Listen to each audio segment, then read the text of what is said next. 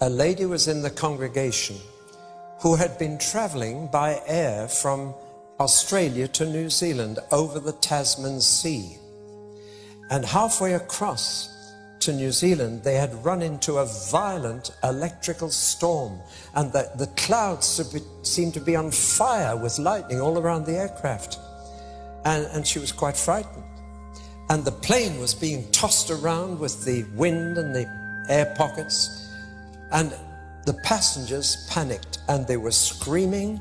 They were holding on to each other. I think they all thought the plane would break up and they would all die.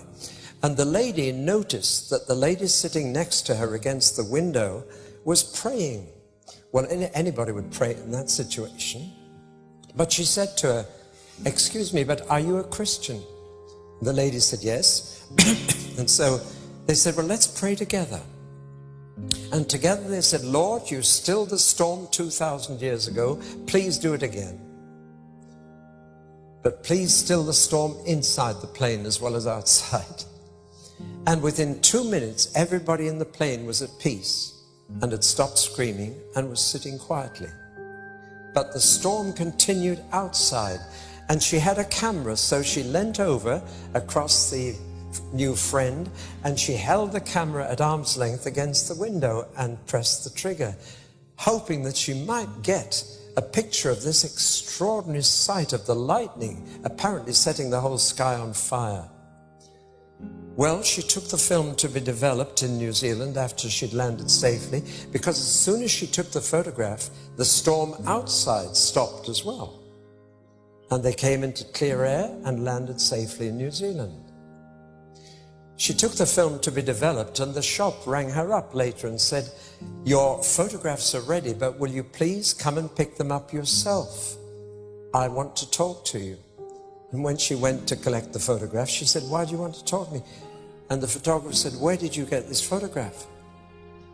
And she told how she'd held the camera against the window of the plane and how the storm had stopped as soon as she took the photograph. And the photographer and his family all became Christians that afternoon. It was originally a color photograph.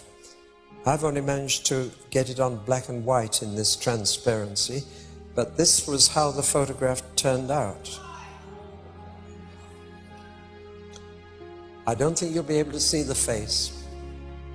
You will one day. But that was what the camera saw. She didn't.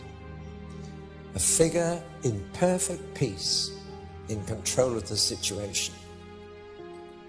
I have only once in my life had the sheer privilege of having a vision of Jesus. I saw him. I can't describe his face to this day.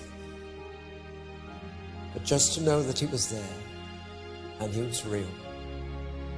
But one day we shall see him and see his face, and we shall be like him, for we shall see him as he is. Well, John had that vision, but it was frightening, as I told you last night. He fell in a dead faint, and a well-known voice said, "Don't be afraid. I was dead, and now I am alive forevermore." You know of every other great world leader, every other founder of a religion, you have to say they were alive and they are now dead forevermore. Only of Jesus can you say he was dead and is alive forevermore. Confucius is dead, Buddha is dead, Muhammad is dead, but Jesus is alive.